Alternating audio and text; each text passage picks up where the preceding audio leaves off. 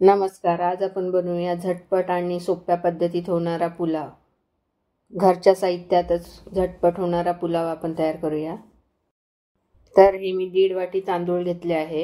हे माझे रेग्युलर तांदूळ आहेत, मी जे घरी नेहमी वापरते ते. आता मी हे स्वच्छ 4 वेळा पाण्याने धुवून पाण्यात ठेवले साईडला. आता गॅसवरती मी कुकर गरम करत ठेवला. भाज्या मी पहिलाच कापून घेतल्या आहे. मी हे तेल घालून घेते. 2 मोठे चमचे तेल घातलं आहे मी. तेल चांगलं गरम झालं की त्यामध्ये मी 1 चमचा जिरे, 2 लहान वेलची, 1 मोठी वेलची, 4 काळी मिरी, 4 लवंगा आणि 2 तमालपत्र असे टाकून घेतलं. हे गरम झालं की त्यामध्ये मी 1 मध्यम आकाराचा कांदा उभा चिरून घेतलेला घालते. हा कांदा मी टाकून घेतला. त्यामध्ये तेल चांगलं कडकडीत गरम झाले आहे. गॅस मी मध्यम ठेवला आहे. कांदा थोडा लाल असा झाला की मी परतवून घेतला. त्यामध्ये 1 चमचा आले, लसूण, मिरची, कोथिंबीर अशी मिक्स पेस्ट टाकली.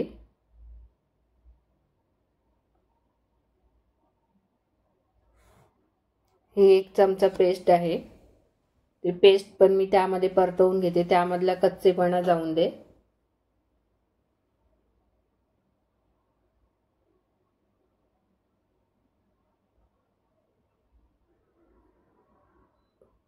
थोडं तेल सुटलं पेस्टला की त्यामध्ये मी हा 1 चमचा हळद पावडर घालून घेतली.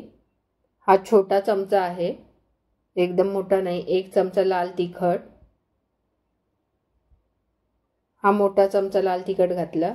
हे 1 चमचा धणे जिरे पावडर, 1 चमचा गरम मसाला,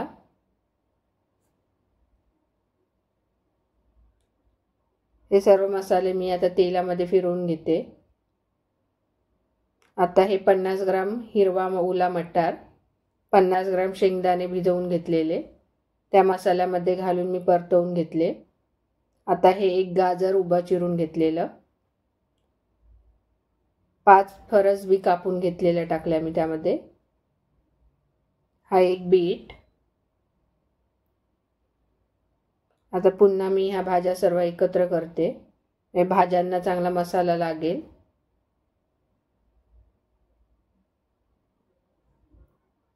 एक भोपळी मिरची उभं चिरून घेतलेलं आहे.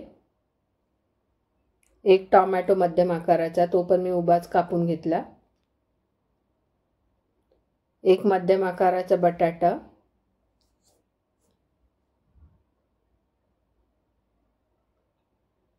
हे पुन्हा भाज्या एकत्र करून झाल्यानंतर आता हे मी मीठ टाकून घेते त्यामध्ये. हा 1 चमचा मीठ पहिला घातला मी. पुन्हा 1 चमचा घालते. असे 2 चमचे मी मीठ घातले. तुम्ही तुमच्या अंदाजानुसार मीठ घालून घ्या. आता मीठ टाकल्यानंतर मी पुन्हा हे सर्व एकत्र करते. म्हणजे भाज्या चांगल्या त्या मसाल्यामध्ये गरम होत आहेत, त्यांचा कच्चेपणा पण जाईल.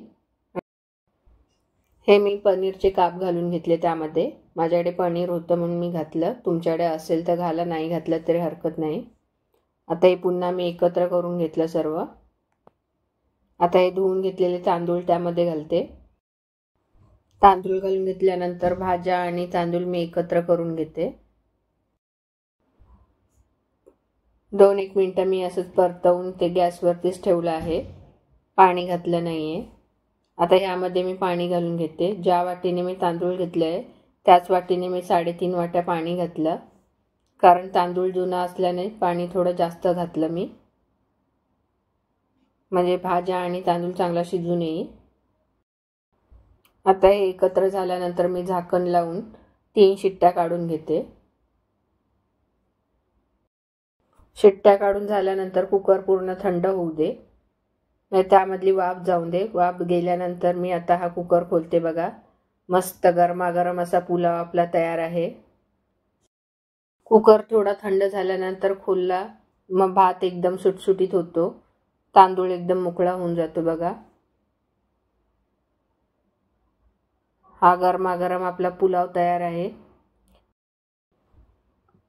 थंडीतून मस्त संध्याकाळचं एकदम गरमागरम पुलाव आणि लोणचं पापड छान लागतं.